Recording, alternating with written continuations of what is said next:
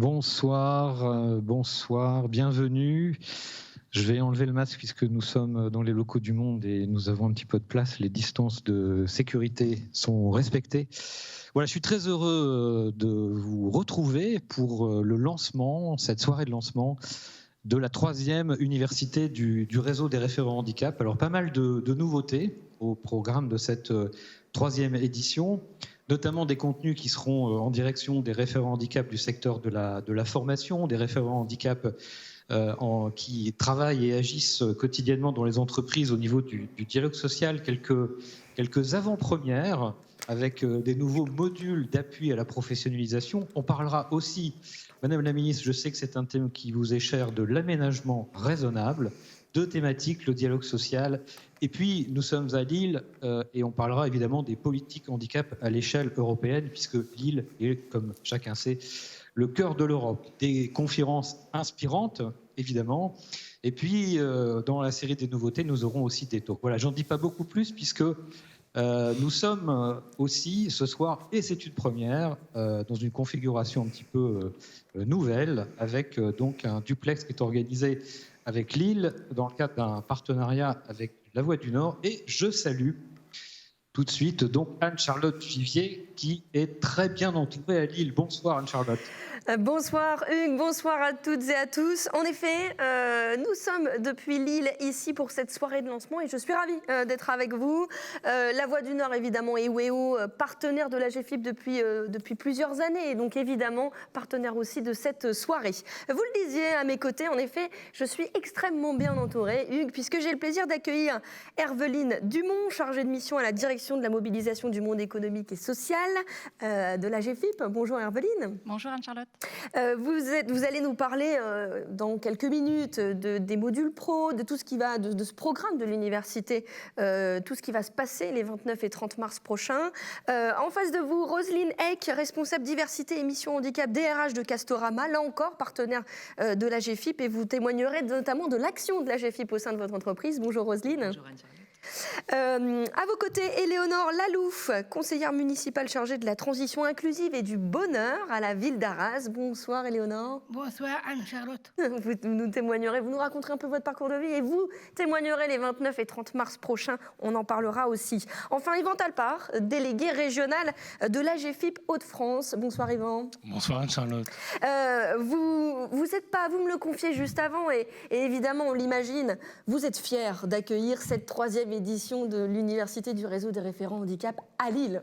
Mais absolument très très fier et puis peut-être une première parce qu'on aura, et on espère, la chance de pouvoir être dans un format hybride et notamment présentiel. Et donc on aura l'occasion de se retrouver physiquement, c'est une très très bonne chose. Voilà, à Lille, ça se passera les 29 et 30 mars. Eh ben, Hugues, écoutez, on est avec vous, je vous laisse poursuivre, je sais que vous allez être vous-même très très bien entouré dans un instant. Absolument, je suis avec Emmanuel Davidenkoff, nous sommes ici dans les locaux du Monde, merci de nous accueillir.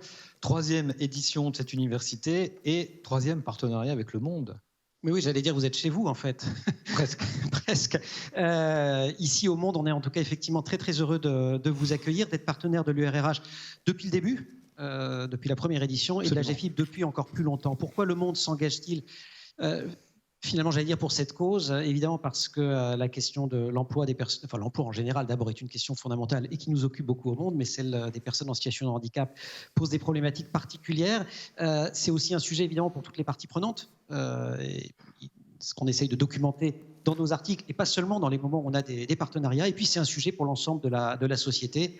On dit souvent, mais on a souvent l'occasion de le vérifier, que quand on réussit à résoudre un certain nombre de problèmes, évidemment en matière d'emploi, mais en matière d'accès à la culture, de mobilité, d'éducation pour les personnes en situation de handicap, pour les plus fragiles, au fond, on résout aussi le problème pour tout le monde à partir du moment où on le veut et où on organise le dialogue. Et donc on ne veut pas faire beaucoup plus long que ça, simplement dire qu'on est ravis d'être le 29 mars, nous, à Lille pour la prochaine université, pour laquelle Isabelle Henbel, journaliste au Monde, va animer une conférence sur le handicap, catalyseur de dialogue social, avec des représentants d'absolument toutes les centrales syndicales, de salariés, mais également patronales, des entreprises qui témoigneront aussi des pratiques innovantes en matière de handicap et de dialogue social, des obstacles aussi. Il ne s'agit pas de faire de la langue de bois, à franchir pour aller plus loin, pour changer d'échelle des pratiques actuelles. Donc merci beaucoup pour votre confiance. Au monde, on est très heureux de ce partenariat au long cours. Merci Emmanuel, et donc une très belle conférence en perspective. Je vais appeler maintenant Madame la ministre, Sophie Cluzel, et Christophe Roth, donc le président de la GFIP. Voilà, si vous voulez bien. Alors, nous sommes... allez, il n'y a pas de... Voilà. Vous installez là où vous le souhaitez. Et donc, nous sommes entre nous. Christophe, alors, nouvelle édition de l'université, la 3e, pour la GFIP, un moment évidemment important qu'on souhaite partager avec la ministre.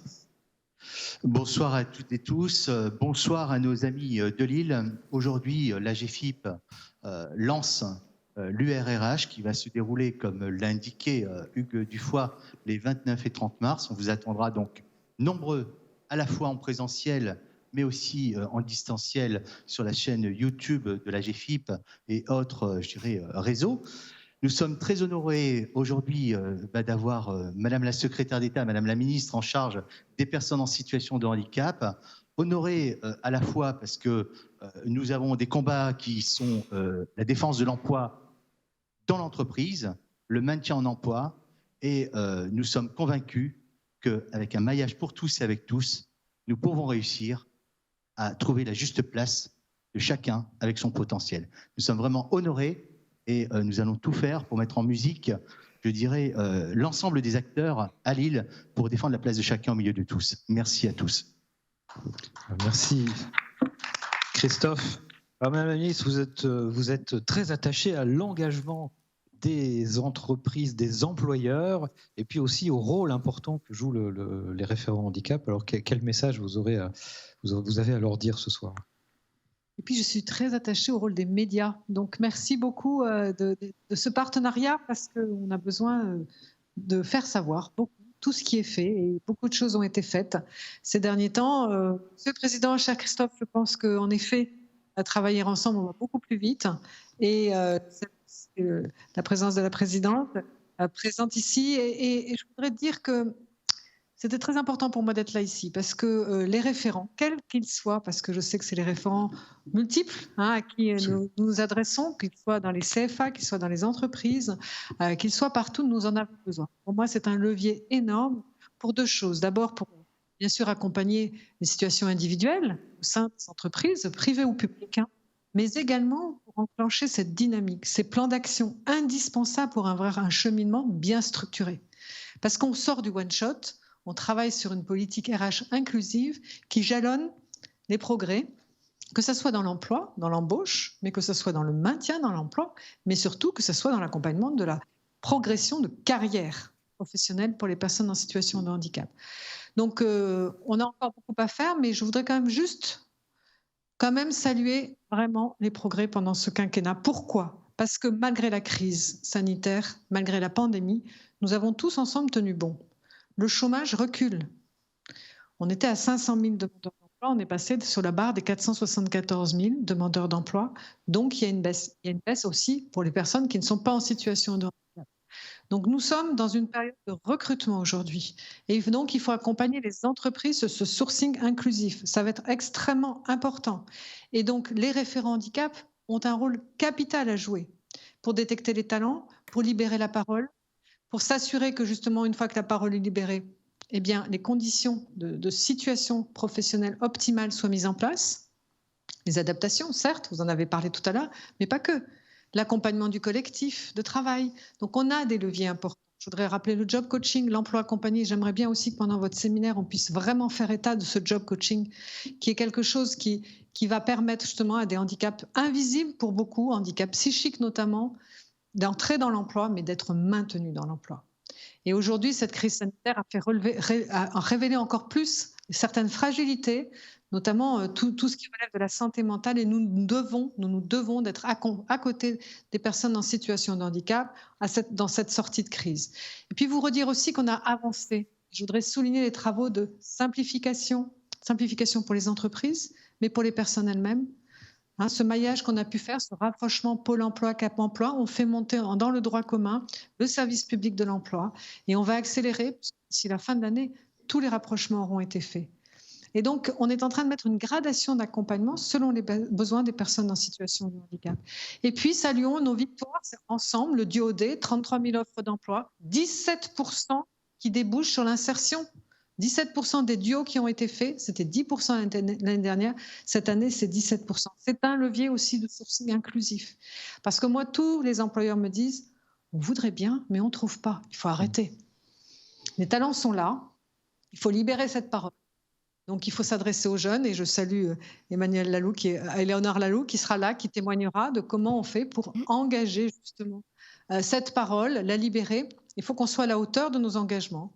Il faut qu'à travers toutes les mobilisations, et vous avez parlé du dialogue social, si important, j'ai réuni l'ensemble des organisations syndicales et patronales et vous étiez présents pour mobiliser dans le dialogue social l'importance justement d'accompagner les personnes en situation de handicap en embauche et en maintien dans l'emploi, c'est un vrai sujet.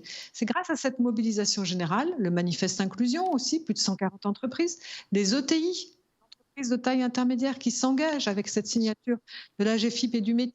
Donc, on voit bien toutes les avancées qui ont été faites. On a encore beaucoup à faire, des très beaux leviers, la formation de tous, notamment des référents handicap. Donc, je salue l'ensemble des référents handicap. L'animation de ce réseau est très importante. L'échange de bonnes pratiques, aller plus vite ensemble.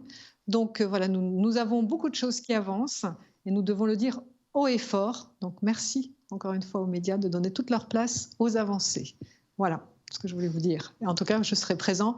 Alors peut-être que je ne pourrai pas être là, je ne sais pas exactement, parce que nous serons en période de réserve. Donc c'est pour ça qu'il était important pour moi d'être au démarrage à cette inauguration pour dire on est là et on sera toujours là. Voilà. Et on vous en remercie vivement. Vous aviez été effectivement très très présente à la précédente édition à Lyon. Merci beaucoup, Madame la Ministre. Le RRH, Réseau des référents handicap, est national, mais il vit sur les territoires. Et je vous propose de retourner tout de suite donc à Lille avec Anne-Charlotte et ses invités qui vont commencer à nous dévoiler ce très très beau programme donc des 29 et 30 mars. Oui, en effet, Hugues. Je vais me tourner tout de suite vers Yvan Talpart, directeur délégué de la GFIP Hauts-de-France. Dites-moi un petit peu, Yvan, en quoi ça a du sens d'accueillir pour vous cette 3e édition de l'URRH ? Alors, ça a du sens. Deux mots sur le sens que ça a. Un premier, pour vous dire que le réseau du référent handicap en Hauts-de-France prend sa source en 2010, dans le Nord-Pas-de-Calais à l'époque, et un peu plus tard en Picardie. Donc c'est un réseau qui est ancien, le réseau local, avant qu'il devienne réseau national. Donc il est ancien et fidèle. Il regroupe aujourd'hui plus de 200 entreprises sur la région, donc c'est quand même quelque chose d'important. Ça, c'est un premier élément. Puis un deuxième élément qui est, je dirais, la sociologie un petit peu de notre territoire, qu'on connaît tous et qu'on aime, qui est les Hauts-de-France comme une terre d'accueil, une terre de solidarité et une terre du travailler ensemble. On parle souvent du partenariat chez nous, et ça n'est pas un vain mot. La ministre disait travailler ensemble, mais oui, c'est tout à fait ça, et cette culture, nous l'avons. Alors, l'université, finalement, l'université nationale qui vient chez nous, qui nous fait l'honneur de venir chez nous, eh bien voilà, c'est pour nous l'occasion de dire c'est quoi ce travailler ensemble, comment on fait, quelles sont nos pratiques, et donc de les valoriser, ce qu'on ne fait pas bien ou peu chez nous habituellement. Faire savoir ce que vous faites ici, travailler ensemble. En plus, c'est une université ouverte pour la première fois à un public cible élargi avec, on l'a dit, les organismes de formation, les CF1, les organisations patronales, syndicales. Et vous qui avez cette expérience du faire ensemble, c'est aussi une belle occasion de montrer tout ça. Absolument, et de le généraliser à l'ensemble des référents, comme vous le dites si bien. Je vais me tourner vers vous, Herveline Dumont, puisqu'on va évidemment dévoiler un peu le programme de cette 3e édition. Vous êtes impatient de savoir un peu les nouveautés, mais tout d'abord, je voudrais qu'on puisse s'arrêter sur la thématique, Herveline. La thématique, c'est construire durablement l'entreprise inclusive. Un vaste programme. Oui, tout à fait. Cette année, c'est construire ensemble, comme l'a dit aussi Madame la Ministre, intégrer les personnes en situation de handicap en entreprise. Donc l'inclusion en entreprise, c'est vraiment l'objectif de cette 3e université, avec un programme riche et diversifié. En quelques chiffres, 10 modules de professionnalisation, 18 ateliers pratiques, 4 webinaires, 5 talks et 3 conférences inspirantes.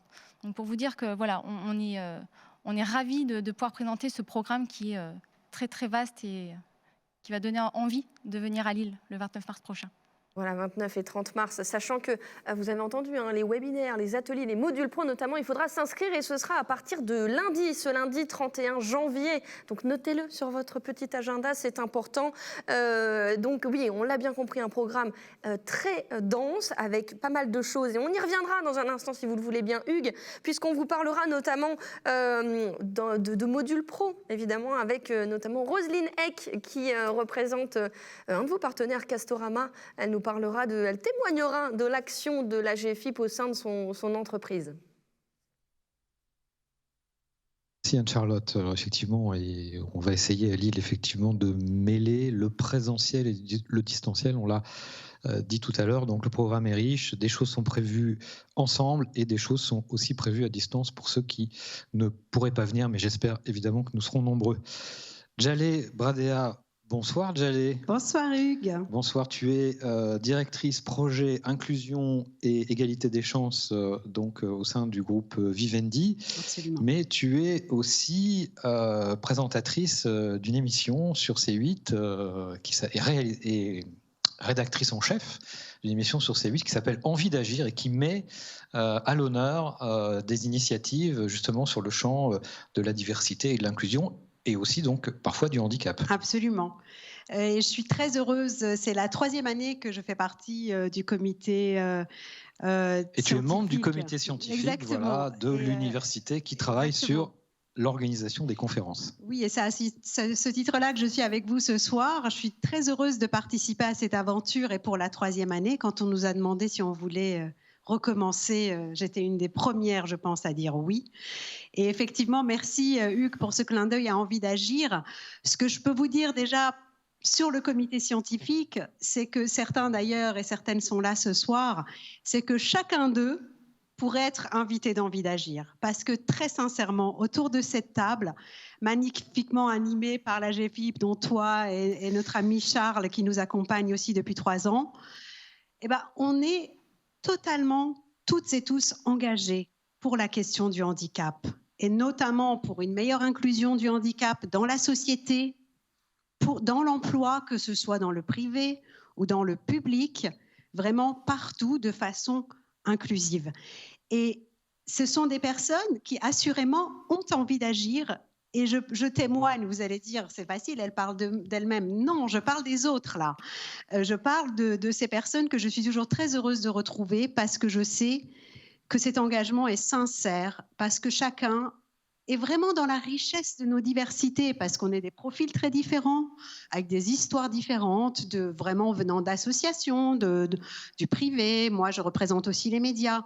Voilà, et tous, on a vraiment à cœur, et cette année encore, de vous offrir à vous, référents handicap, qui êtes vraiment le maillon incontournable de la question du handicap dans notre pays et partout, dans le monde quand ça existe, cette notion de référent handicap. On veut vous apporter un programme qui vous permette d'aller toujours plus loin dans vos réflexions.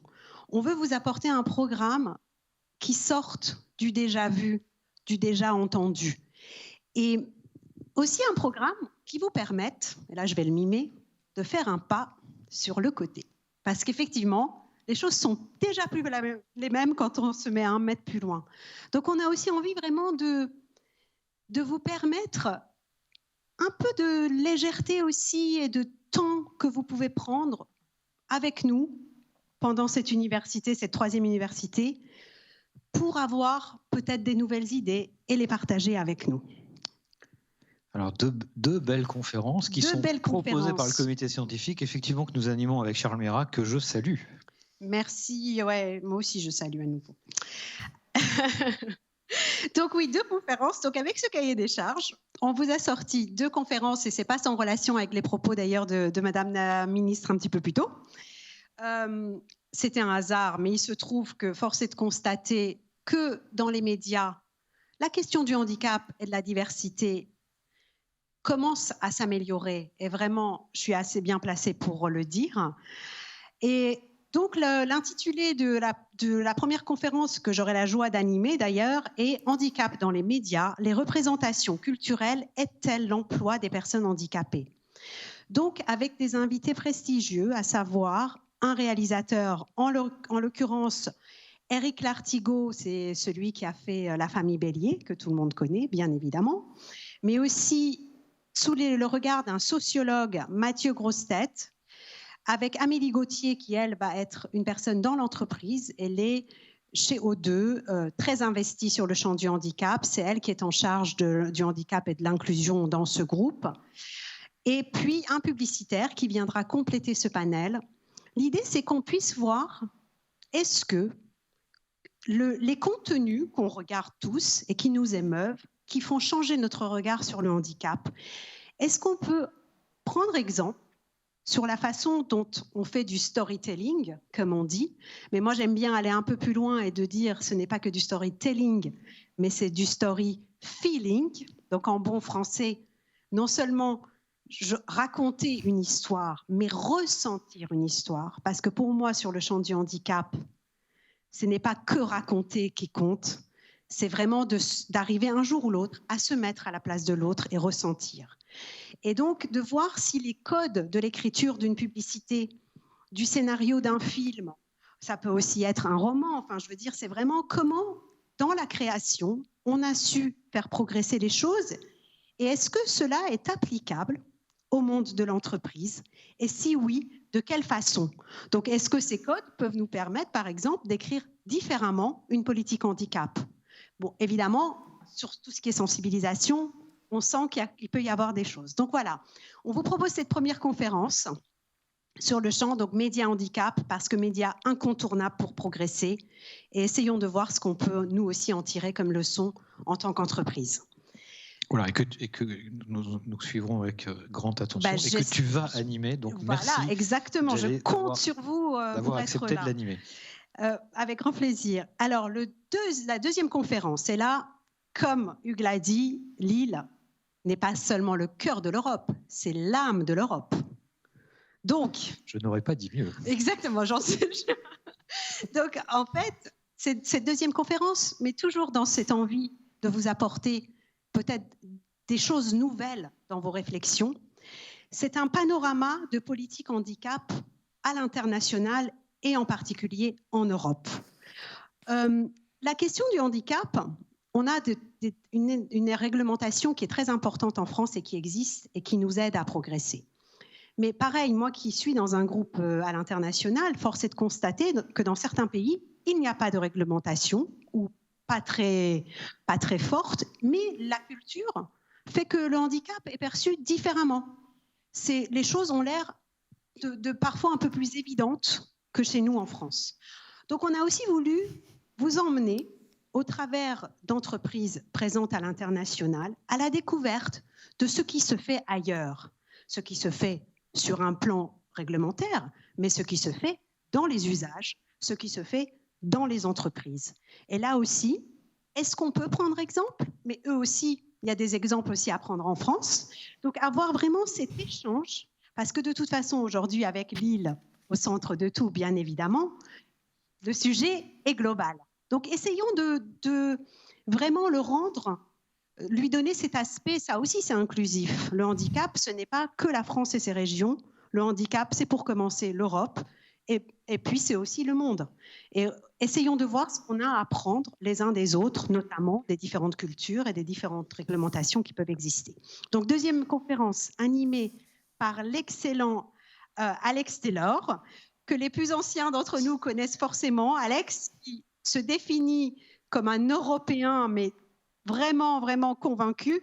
Et le plus drôle, c'est qu'il est anglais, en fait. Mais quand même, il est très européen. Donc, voilà. Mais il l'a démontré. Oui, il l'a démontré à plusieurs reprises. Et je suis très, très heureuse aussi de le retrouver à cette occasion.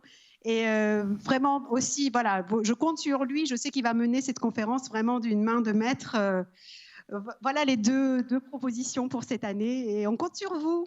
Voilà, merci beaucoup, Djellé. Deux très belles conférences. Et puis, bien sûr, la conférence sur le dialogue social qui a été évoquée tout à l'heure par Emmanuel Davidenkoff, puisque nous avons cette thématique, évidemment, qui sera portée tout au long de cette université. Alors, Lille, cœur de l'Europe, je propose que nous retournions donc à Lille pour en savoir un petit peu plus sur les MAP, les modules pro, les modules d'appui à la professionnalisation. Voilà, je vous rends l'antenne, Lille. Lille au cœur de l'Europe et l'âme de l'Europe, je vais quand même retenir ça, hein. C'est chouette quand même. Herveline Dumont, chargée de mission à la DMMES de l'AGFIP, autant pour moi. Parlons de ces modules pro, modules professionnalisants. Qu'est-ce que c'est déjà? On peut rappeler ce que c'est? Oui, bien sûr. Donc, les modules de professionnalisation, ce sont des modules qui permettent d'accompagner les référents handicap dans leur mission quotidienne, donc sur acquérir des connaissances sur les différentes typologies du handicap, de la connaissance sur la loi. Et donc toute l'année, nous délivrons, on a un catalogue de professionnalisation qui permet aux différents référents handicap de s'approprier, monter en compétences sur ces différentes thématiques.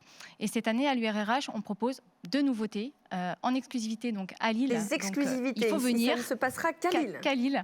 Un module de professionnalisation sur la communication et le handicap.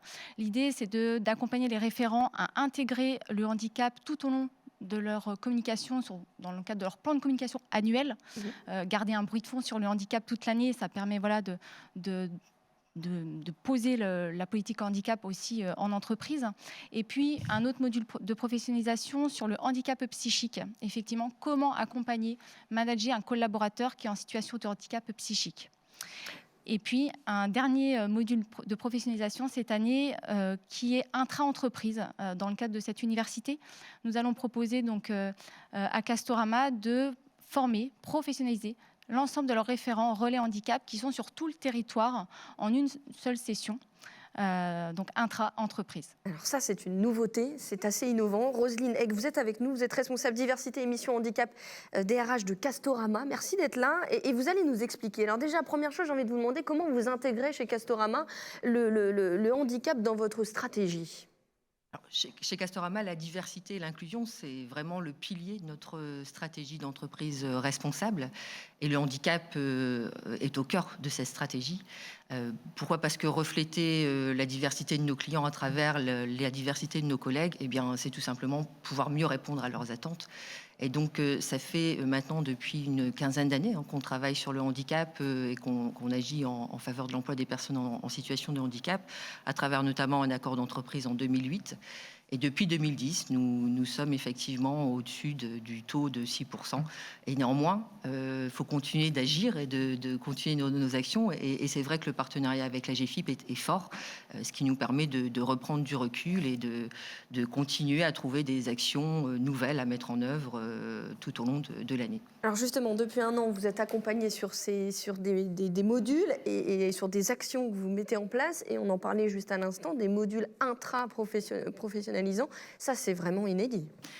Alors c'est vrai, en 2021, l'année dernière, on a lancé ce partenariat fort à travers un premier axe qui était donc de sensibiliser sur un premier niveau l'ensemble de nos référents handicap qui sont en fait nos relais RH ressources humaines dans nos 92 magasins, nos directions régionales et au siège.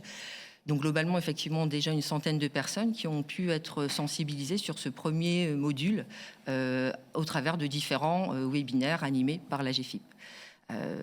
C'était déjà en soi une nouveauté pour remonter en compétence notre réseau de référents et ça s'est tout à fait bien passé. Et d'où l'intérêt de pouvoir poursuivre sur cette dynamique pour la suite. On continue cette professionnalisation et ça va se passer lors de l'université avec vos référents, tous vos référents au niveau national. Hein. Voilà, c'est vrai que c'est la nouveauté pour cette année d'avoir un webinaire à l'échelle nationale avec l'ensemble de nos référents, donc une centaine de personnes. J'avoue qu'on est assez impatient de voir cette séance interactive avec l'ensemble des participants et bien sûr heureux de pouvoir tester ce format-là.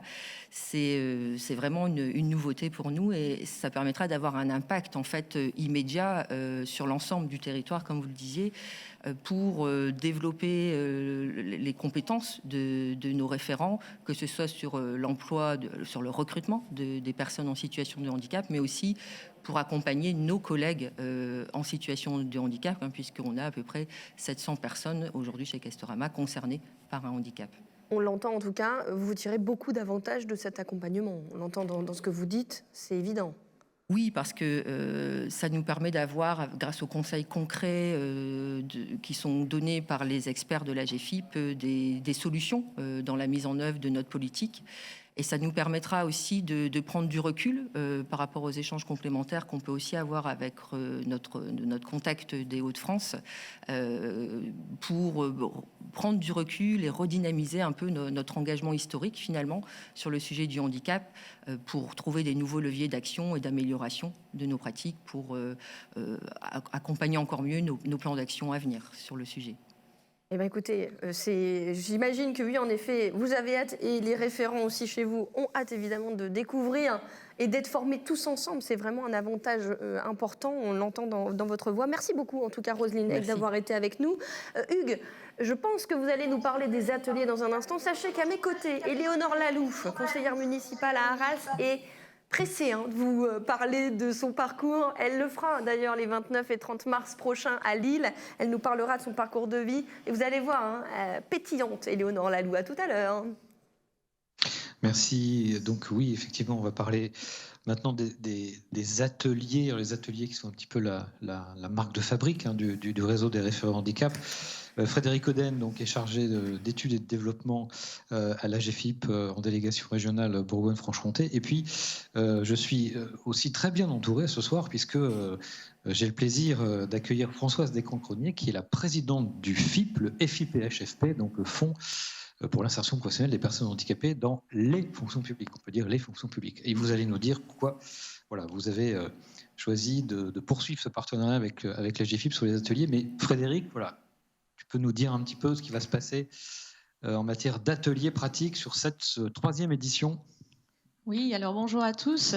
Donc je suis ravie de vous faire découvrir en avant-première le programme sans tout vous dévoiler bien sûr. Donc Herveline vous l'a dit, il y aura 18 ateliers pratiques. Nous avons différentes cibles cette année. Donc il y aura 4 ateliers à destination des organismes de formation et des centres de formation. Comme l'a dit Madame Cluzel, il y a des talents qui sont là, mais parfois il faut les accompagner, ces talents, et les former, et donc améliorer l'inclusion et les outils pédagogiques, c'est vraiment essentiel.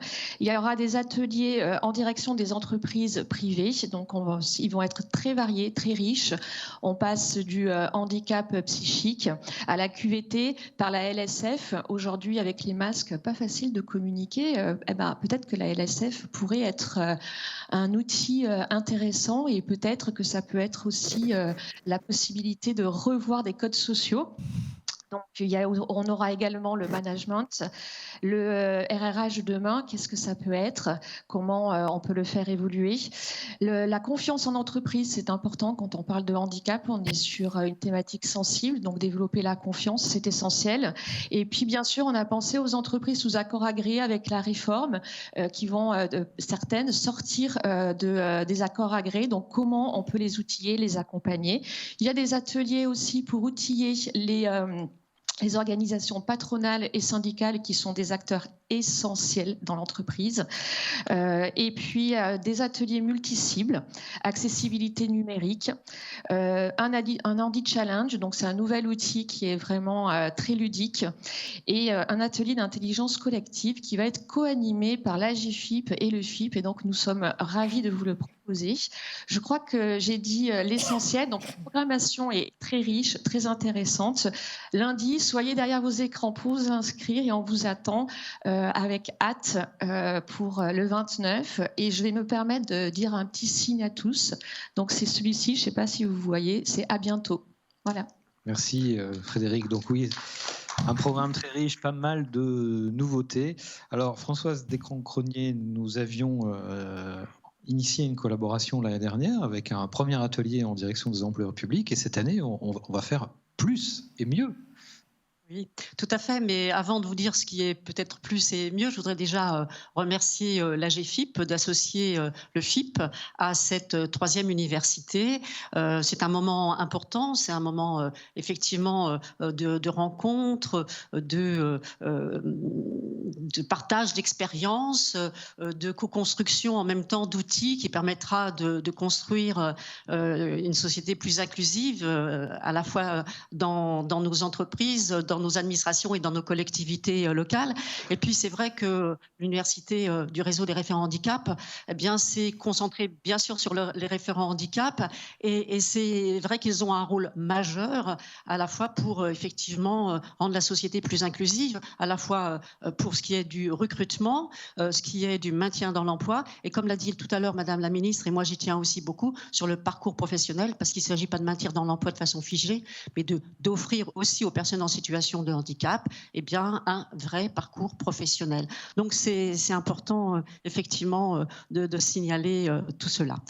Alors sur les ateliers, nous avons défini et choisi avec nos directeurs territoriaux handicap des thématiques parce que bon, ils connaissent bien le terrain et on a donc recensé différents besoins, et ces ateliers eh bien, sont pour répondre et pour satisfaire aux besoins du terrain. Alors on a déjà un premier atelier qui effectivement est central, puisque c'est le rôle et la place du référent handicap, et en disant que c'est plus qu'une mission, c'est un métier, et c'est véritablement là pointer l'importance du référent handicap dans l'entreprise, l'administration, les collectivités, et dire que son poste est véritablement, doit être central dans la structure, et ça permettra de découvrir à la fois des formations, des réseaux pour permettre une meilleure structuration, une meilleure professionnalisation des référents handicap, et pour amener toujours, parce que c'est la vocation, à une politique plus inclusive. Alors ça c'est le premier atelier. Deuxième atelier, c'est la PPR, c'est sur la PPR, donc la période de préparation au reclassement, qui est un progrès majeur pour effectivement le maintien dans l'emploi des agents de la fonction publique. Alors, cet atelier est plus spécialement dédié à la fonction publique. Les autres, c'est à la fois pour tout le secteur privé et le secteur public, les ateliers que le FIP va co-animer, va permettre une co-animation avec ses directeurs territoriaux handicap. Alors, effectivement, là, la PPR est un puissant dispositif d'inclusion, et là, il y aura effectivement quelques recettes pour s'approprier du dispositif afin de le mettre bien en œuvre pour le maintien dans l'emploi. Troisième atelier, la GPEC, la gestion prévisionnelle des emplois et des compétences, qui pour piloter une politique inclusive de ressources humaines. Et donc là, effectivement, c'est aussi un outil puissant d'inclusion, et c'est un outil de ressources humaines qui permet en même temps d'anticiper au vu, par exemple, de la pyramide des âges, au vu de l'évolution des métiers, par exemple.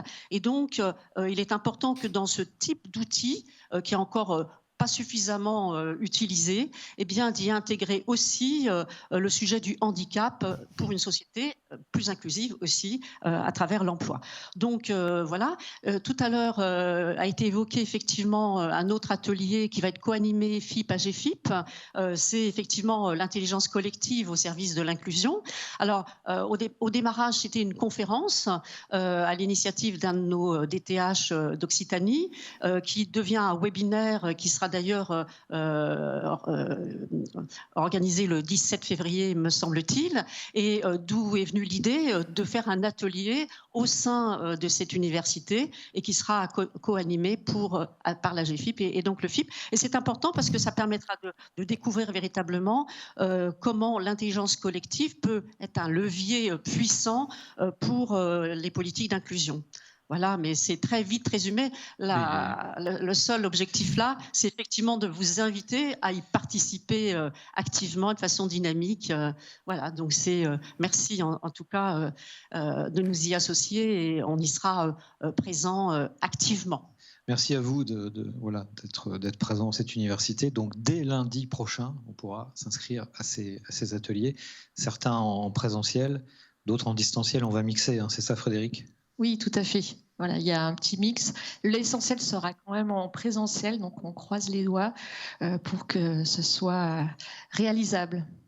Voilà, donc nous avons hâte d'y être. Et puis dans les nouveautés, de cette troisième édition, on va mettre en place des talks. Et là, je vais passer la main donc à nos camarades de Lille hein, qui vont nous parler des talks. Et c'est vrai que je crois qu'on va entendre Éléonore.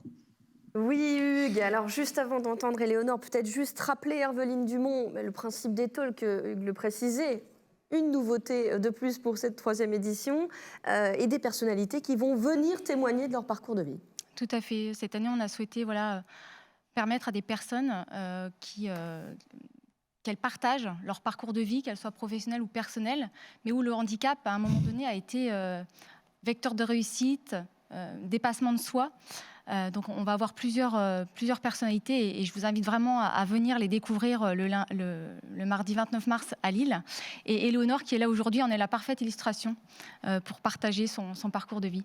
Alors justement, Éléonore Lalouve, je rappelle que vous êtes conseillère municipale chargée de la transition inclusive et du bonheur à la ville d'Arras. Vous travaillez aussi au service facturation d'une clinique. C'est ça. Depuis le plus jeune âge, depuis que vous êtes allé à l'école et en grandissant, vous avez toujours évolué dans un milieu ordinaire. Qu'est-ce que vous en... vous êtes un... Est-ce qu'on peut dire que vous êtes un symbole d'inclusion, Éléonore ? Pour moi, j'ai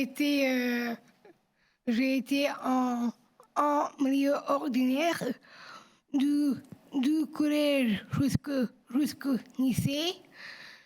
Je travaille en milieu ordinaire aussi. Et maintenant, je suis agent administratif au service facturation dans un hôpital privé depuis décembre 2006. Et je fais beaucoup de tâches, donc je vais vous dire les tâches, ce que je fais. Voilà. Je traite les caisses d'assurance maladie, j'envoie des mutuelles, je fais de la mise au prix, j'envoie quelques mails et quelques photocopies. Comment ça a été, comment s'est passée cette inclusion professionnelle ? Comment ça a été un peu adapté à vous ? Comment on a adapté votre travail ? En fait, à mon travail, on a adapté mon plan de travail.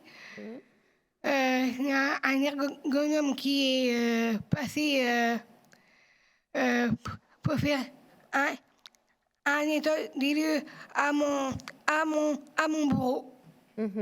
Donc là, j'ai tout à portée de main. Et est-ce que les gens qui travaillent avec vous, vos collègues, ont aussi été sensibilisés ? On leur a expliqué votre handicap ? Au départ, mes collègues de travail, ils ne connaissaient pas la trisomie 21, mais par contre, j'ai été accompagnée à mon travail avec une professionnelle qui est un membre de l'association arageoise qui s'appelle DNEP, dont mon père préside. C'est tout ça qui fait qu'on réussit à travailler, à vivre, à évoluer dans le milieu ordinaire. C'est un accompagnement important. En fait, il faut à tout prix avoir un accompagnement à l'école, au logement et aussi en entreprise et aussi former les professionnels de l'association en entreprise. Et je trouve que c'est hyper important. C'est hyper important. Il faut préciser aussi que engagement aussi politique. Vous êtes conseillère municipale. L'objectif, Éléonore, c'est de changer le regard sur le handicap aussi. Il y a des choses à faire. Depuis que je suis conseillère municipale, j'ai des regards positifs et j'en suis très fière. Vous pouvez. Là, je sais que vous avez des projets. Bon, tout ça, Éléonore va vous le raconter les 29-30 mars prochains, 29 mars précisément, lors d'un talk. Une dernière question peut-être, Éléonore. Pourquoi c'est important de transmettre, de parler de votre parcours de vie. Pourquoi c'est important pour vous? Pour moi? Oui. Pourquoi c'est important de parler de ce parcours? Pour qui c'est important? Pour vous? Pour les autres aussi, personnes en situation de handicap? Pour moi et aussi pour tous les autres enfants qui ont une situation de handicap. Pour moi, ce qui est le plus important, c'est ce qu'elle a dit, Sophie Cluzel. Je suis tout à fait d'accord avec elle. Faut que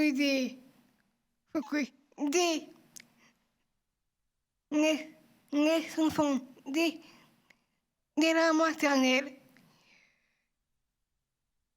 à l'école, en entreprise et au logement, faut qu'il y ait un accompagnement. Un accompagnement, c'est la clé, vous l'avez entendu. Merci beaucoup, Éléonore Laloux, d'avoir été avec nous et vous la retrouverez bien sûr le 29 mars à Lille. Et ben voilà, elle aura un peu plus de temps que ce soir pour vous expliquer et puis interagir avec vous. Voilà, Hugues. Merci beaucoup, Éléonore. Donc, on a hâte effectivement d'entendre ces talks. Alors, m'ont rejoint donc ici dans les locaux du Monde sur le plateau, donc Philippe Efritikine de la GFIP et Adrien Balduzzi qui est chargé de partenariat à la Fédération française handisport. Alors, on va parler de deux sujets. On va parler de l'espace Inspiration qui n'est pas vraiment une nouveauté, mais qui, je crois, a été un petit peu revisité, on va le dire comme ça. Et puis ensuite, on parlera évidemment du sport. Oui, bonsoir. Eh bien, pour cette troisième édition de l'Université à Lille, nous envisageons enfin en présentiel, puisque ça serait formidable de pouvoir enfin travailler notre réseau et se rencontrer. Notre ambition est de vous proposer des solutions, des innovations utiles pour mettre en place rapidement, au sein de vos organisations, des actions concourant à la construction d'une politique RH inclusive. Donc l'espace Forum Inspiration vous permettra de tester, d'expérimenter une sélection d'une quinzaine de solutions ou innovations. Seront ainsi présents, par exemple, Handineo, une start-up sociale créée dans le but de simplifier l'inclusion du handicap dans les organisations. Elle propose un parcours d'accompagnement innovant qui permet aux employeurs d'initier ou de renforcer leur démarche d'inclusion. Ce parcours mobilise 3 leviers, une plateforme digitale de mesure et de suivi de sa stratégie d'inclusion, un ou une experte dédiée pour la mise en place opérationnelle du plan d'action et une communauté de partage engagée. Enfin, aussi seront présents Acto, l'OPCA de l'intérim, avec le projet Réussite TH mis en place avec ACOSEN et AGF. Nous aurons le Lillois de l'étape, enfin un des Lillois de l'étape. Le régional de l'étape. Le régional de l'étape. Signe de Sens et son dictionnaire LSF, métier et l'X, mais pas que. Weezy Report, alors j'ai du mal avec l'anglais, qui viendra nous présenter un outil numérique qui maintient le lien continu à distance entre la personne en situation de handicap, le référent chargé de son suivi et le futur manager identifié sur le lieu d'emploi. Sans oublier le stand de la GFIP qui vous permettra d'expérimenter et de tester des innovations que nous avons soit développées, soit accompagnées. N'hésitez pas à faire le déplacement à Lille pour découvrir nos autres solutions et bien entendu découvrir les types d'actions de sensibilisation que nous pourrons proposer avec la Fédération Handisport et pourquoi pas participer aux challenges sportifs qui seront organisés lors de cette université. Merci Philippe. Donc il y aura des stands, ça sera en présentiel bien sûr et on pourra tester tout ça en vrai. Super. Adrien, la thématique du sport, c'est complètement d'actualité en ce moment. C'est totalement d'actualité. Alors merci déjà pour votre accueil. Clairement, aujourd'hui, la fédération, on nous connaît pour le sport et c'est notre mission, notre objet social, d'accompagner les personnes en situation de handicap physique et sensoriel à une pratique du quotidien. Aujourd'hui, pourquoi on est à vos côtés peut-être certains se demandent pourquoi on est là. Oui, alors pourquoi donc? Alors pourquoi? Parce que on a fait une étude, notamment, on a des partenariats historiques avec le FIP et avec vous, la GFIP, et on avait fait des études. Et on avait posé la question à nos licenciés, nos adhérents, en disant aujourd'hui, la fédération vous accompagne dans le sport, mais est-ce qu'elle a un rôle à jouer dans votre accompagnement vers l'emploi ? Alors au début, on s'était dit, on n'imaginait pas que ça allait prendre une ampleur de ce type, mais on a eu 80% de nos adhérents qui nous ont dit oui, vous avez un rôle à jouer, et 40% d'entre eux sont actuellement à la recherche ou sans emploi. Donc on s'est dit, waouh, il y a un chantier démesuré à accomplir. C'est une mission que nos adhérents sur laquelle ils nous attendent et on doit être accompagné parce que seul on n'y arrivera pas et donc on s'est tourné vers les experts que vous êtes et donc on a la chance d'être partenaire avec vous. Aujourd'hui donc on a une convention ensemble. L'idée c'est que cette convention elle repose sur 3 axes. Alors, je peux peut-être les détailler en très succinct. Rapidement. En très rapide. La première, c'est justement comment on accompagne nos licenciés et nos adhérents sportifs vers l'emploi grâce à vos différents services, donc des webinaires, des formations. On a mis en place votre sous-portail sur notre site internet pour que nos adhérents puissent directement via le site de la fédération postuler aux offres des employeurs privés. Il y a une dimension service aussi en direction des entreprises. Exactement. Le deuxième axe, c'est effectivement nos entreprises. Il y a plein de partenaires qui nous accompagnent au quotidien, des employeurs divers et variés.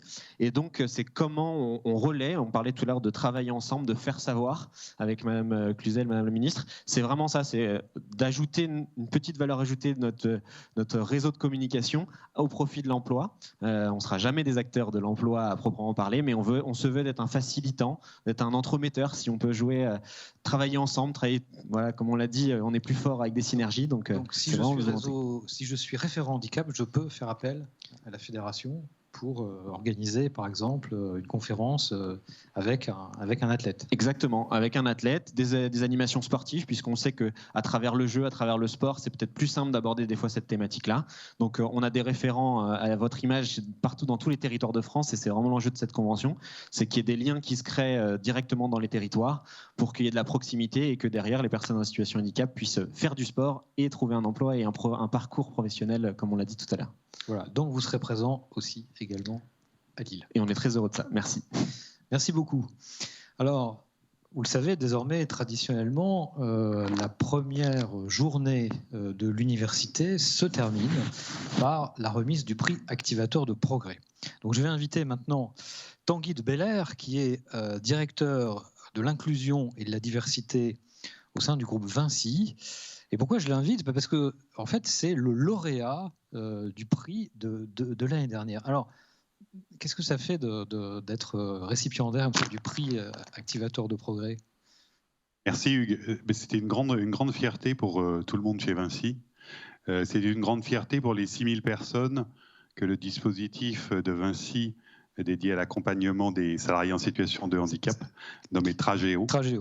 C'est une fierté donc pour les 6000 personnes accompagnées depuis 2014, puisque c'est tout le fondement, c'est vraiment d'accompagner l'employabilité durable des personnes, des salariés, des collaboratrices et collaborateurs de Vinci, pour faire ce dont parlait la ministre, c'est vraiment construire les carrières, développer les carrières, former et amener à aménager si nécessaire pour que les personnes réalisent les carrières qu'ils ont l'ambition de faire chez Vinci et qu'on est en mesure de leur proposer. Donc, candidater l'année dernière au prix Activateur de Progrès, c'était dire à l'extérieur. Alors, comment ça se passe ? C'est pas trop traumatisant ? Comment ça se passe ? C'est pas traumatisant du tout, c'est extrêmement réjouissant. On était très heureux, c'est très bien organisé, je peux vous le dire. On a été très bien accompagnés et on a pu vraiment présenter cette initiative qui nous est chère dans le groupe. La cérémonie très bien organisée aussi. On a pu échanger. On était en virtuel. On était en virtuel et cette année, nous serons en présentiel et la cérémonie sera présentée par Michael Jérémiaz. Très bien. Donc c'est une belle occasion vraiment de faire part de ce que vous faites. Beaucoup d'acteurs, des entreprises, des secteurs publics font plein de choses.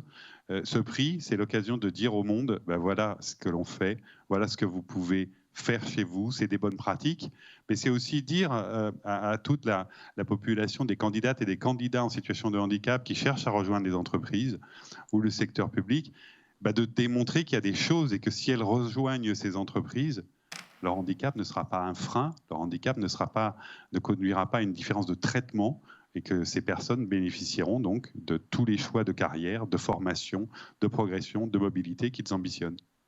Donc votre message, c'est allez-y, candidatez.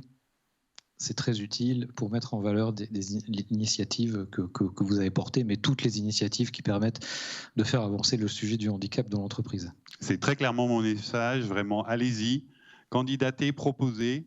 Le jury est extrêmement professionnel et bienveillant. C'est vraiment l'occasion de dire ce que vous faites et c'est l'occasion de partager, de donner des idées à plein d'autres entreprises.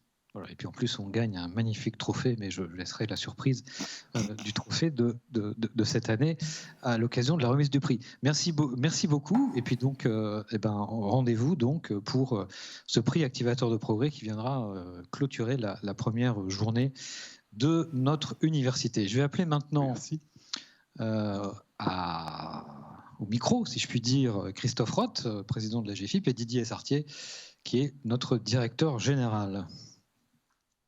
Alors, président Didier, alors on l'a dit, hein, Didier, vous l'avez entendu, le programme est riche et cette année, il y a vraiment une ouverture en direction d'autres types de référents, mais on peut même dire aussi d'autres publics. Alors, pourquoi cette ouverture? En quoi c'est vraiment important qu'on s'adresse aussi à d'autres acteurs que stricto sensu les référents handicap dans les entreprises, même si, bien sûr, on continue d'avoir des contenus qui leur sont dédiés. Bonjour à tous. Alors d'abord, je suis très heureux d'être là et je voudrais remercier ceux qui ont organisé ce temps et comme essayer de répondre à votre question, Hugues. Alors pourquoi c'est important? Parce que d'une part, il y a une multitude d'acteurs qui vont permettre de faire progresser les organisations dans les différents domaines qui font progresser l'emploi dans les entreprises ou dans les organisations publiques, pour parler de manière large. Bien évidemment les référents handicap, mais aussi tous les acteurs du dialogue social, tous les acteurs qui s'intéressent à la formation et aux compétences, notamment ceux qui vont permettre d'intégrer les personnes dans les entreprises ou dans les organisations publiques, ceux qui vont leur permettre de progresser, d'être orientés.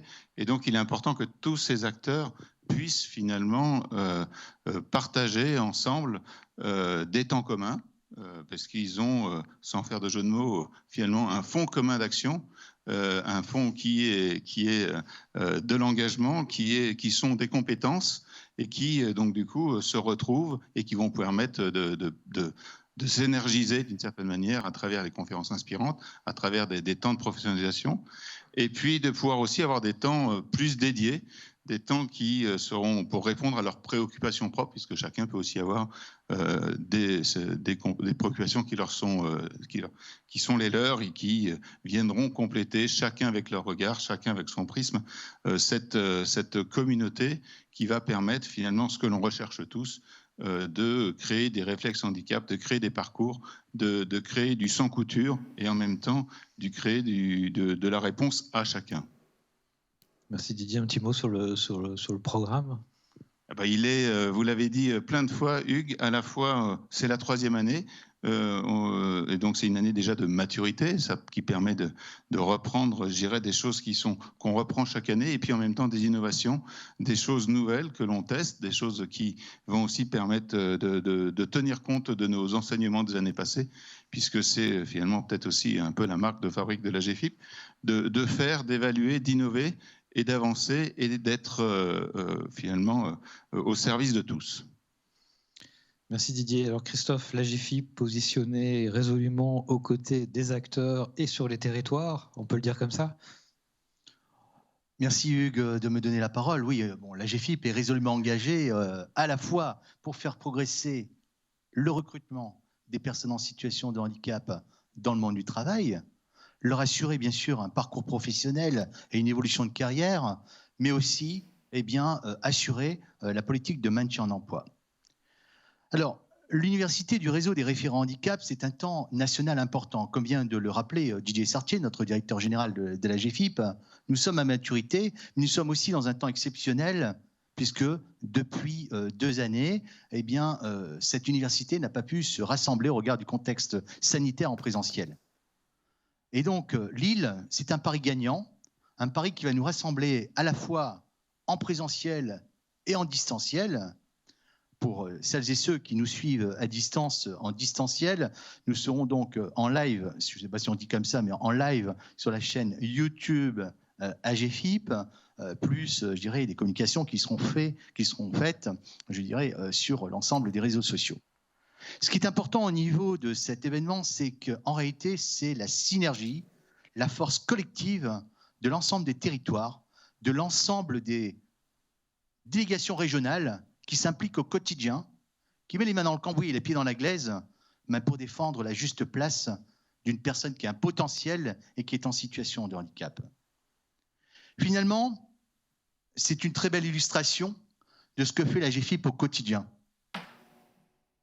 La GFIP est sur tous les fronts, dans un contexte sanitaire inédit, auprès des personnes, auprès des entreprises, auprès des acteurs de la formation, et plus globalement, dans un seul objectif, c'est de défendre la réelle place, le réel potentiel de chaque personne en situation de handicap en termes de recrutement, de maintien en emploi et en termes de déroulement de carrière.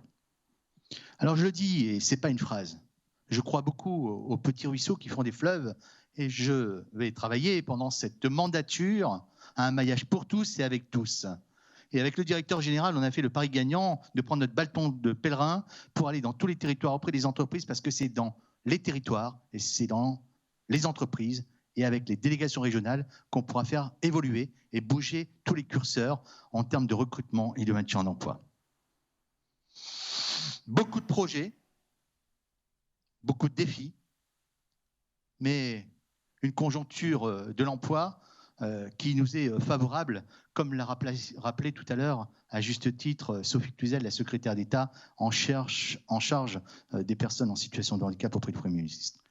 Je suis très fier du programme qui vient d'être présenté, un programme riche, un programme dense, un programme qui laisse une place particulière à nos partenaires, le FIPHFP, Françoise Descamps-Cronier, sa présidente, et le directeur Marc Desjardins et ses équipes, mais également les équipes de la COS, les équipes de la FHF, et puis, pardonnez-moi si j'en oublie, en tous les cas, nous travaillons avec des partenariats, avec des partenaires, et c'est ensemble qu'on pourra réussir à faire évoluer, je dirais, le taux d'emploi des personnes en situation de handicap, et je reste persuadé que cette université restera marquée par un événement riche, dynamique et avec une implication de tous. Enfin, pour nos amis à distance à Lille, même si je ne les vois pas, je salue le travail remarquable qui est mené par Yvan Talper, le délégué régional de la région Hauts-de-France. Je sais qu'il met beaucoup d'ouvrages, beaucoup de cœur pour la réussite. Je salue aussi le travail de Christelle Hamon, la directrice de la communication, qui est au quotidien, je dirais, sur la brèche sur ce sujet, mais aussi Hugues Dufoy, le directeur de la DIES. Et bien évidemment, je ne peux pas m'empêcher de saluer l'implication au quotidien d'un homme remarquable qui travaille avec beaucoup d'énergie, notre directeur général Didier Sartier. Enfin, je ferai un clin d'œil à cette ville de Lille, parce que je suis un ch'ti. Et puis parce que il y en a Hugues un certain nombre quand même. Sera sensible. Eh bien, Lille, effectivement, est au centre de l'Europe. Et comme vous le savez tous, la France préside l'Union européenne. Alors, chiche, on va évoquer des enjeux importants, des enjeux qui vont dépasser nos frontières. Et j'espère que nous serons à la hauteur des enjeux sociétaux, économiques et aussi des entreprises. Bref, vous l'avez compris, je suis un homme pressé et donc j'ai hâte d'être le 29 et 30 mars pour nous rejoindre tous ensemble en présentiel et bien sûr aussi en distanciel pour cette 3e université des référents handicap. Merci à vous toutes et ensemble, soyons activateurs de progrès. Merci Christophe. Donc nous parlions de Lille et des territoires. Je vous propose donc que nous redonnions la parole à Lille pour que du côté du plateau lillois, on ait un petit mot de conclusion, Anne-Charlotte. Eh oui, bah Lille, the place to be, hein, pas grand-chose à rajouter, hein, on est très contents ici. Juste peut-être un dernier mot d'Yvan Talpart, faire ensemble, on l'a entendu à multiples reprises. Est-ce que vous avez en quelques secondes un exemple concret d'un partenariat qui montre concrètement ce faire ensemble ? Alors, je n'ai pas un exemple concret, Anne-Charlotte. Alors moi, je d'abord remercier tous ces mots entendus. Voilà, ça fait évidemment plaisir. Voilà, ce sont des équipes qui travaillent ensemble. Encore une fois, hein, je suis désolé, c'est pas très original. Donc, vous dire simplement que début de semaine, on avait une réunion pour préparer l'année avec justement le bureau du réseau des référents handicap local. Voilà, et donc comme on travaille avec les entreprises, dans le bureau, il y a des entreprises locales qui sont présentes. Hein, il est composé de 6 entreprises du CRU. Et quand on interroge les entreprises sur leurs besoins, ce qu'on nous dit, c'est les choses suivantes. C'est se professionnaliser, s'outiller, bénéficier d'expertise, hein, voire pouvoir développer sa propre expertise, échanger entre pairs, co-construire, prendre un peu de hauteur, et puis on l'a entendu aussi, faire un pas de côté. Voilà, finalement, l'URRH et cette université, elle offre tout ça. Et elle a une vertu supplémentaire, c'est que non seulement elle offre tout ça, mais en plus elle l'ouvre à un panel plus large, hein, on l'a dit, les référents des organismes de formation, des centres de formation d'apprentis, les organisations patronales, les organisations syndicales. Voilà, donc l'ensemble du monde des référents, hein, donc, qui a intérêt à travailler sur ces questions, voilà, peut se réunir, travailler ensemble, co-construire. Voilà, donc c'est simplement formidable. Donc il n'y a vraiment aucune raison de ne pas être là les 29 et 30 mars. Ben voilà, en effet, aucune raison de ne pas être là. Juste une dernière information très importante. Les inscriptions, vous l'avez entendu, des ateliers, des webinaires, des modules pro vont avoir lieu et il faut bien sûr s'inscrire. Pouvons-nous, s'il vous plaît, afficher cette adresse dès lundi. Allez-y et inscrivez-vous. Et puis voilà, plus grand-chose à dire que rendez-vous ici même à Lille les 29 et 30 mars prochains. Merci à tous les 4 d'avoir été avec nous.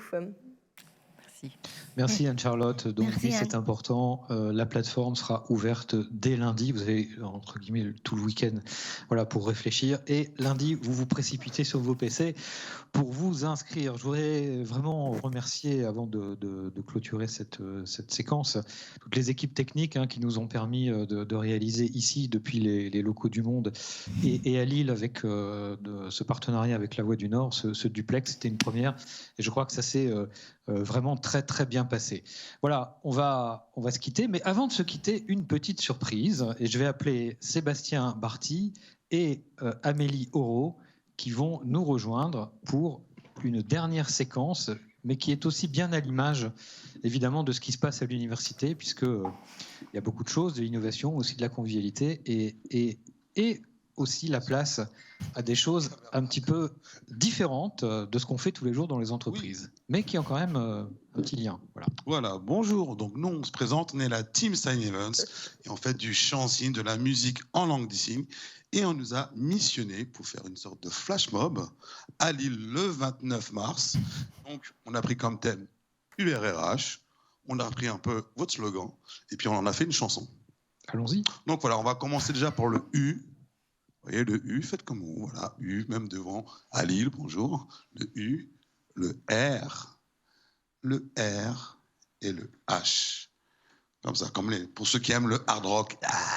Voilà, le H, URRH, qui veut dire Université des réseaux, des référents handicap.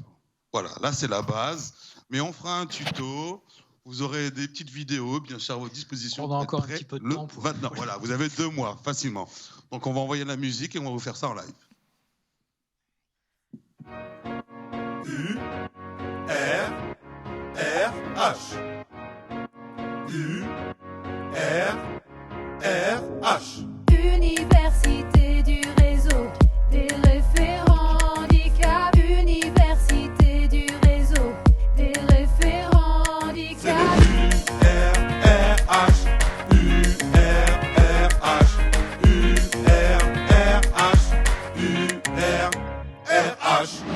Engagement inclusif en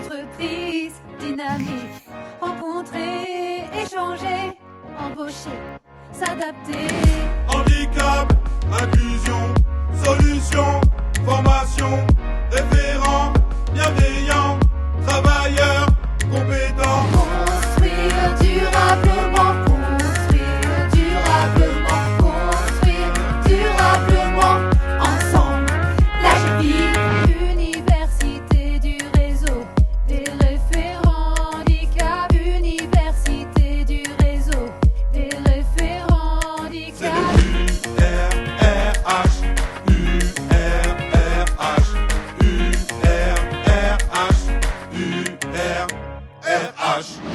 Engagement inclusif, entreprise dynamique, rencontrer, échanger, embaucher, s'adapter.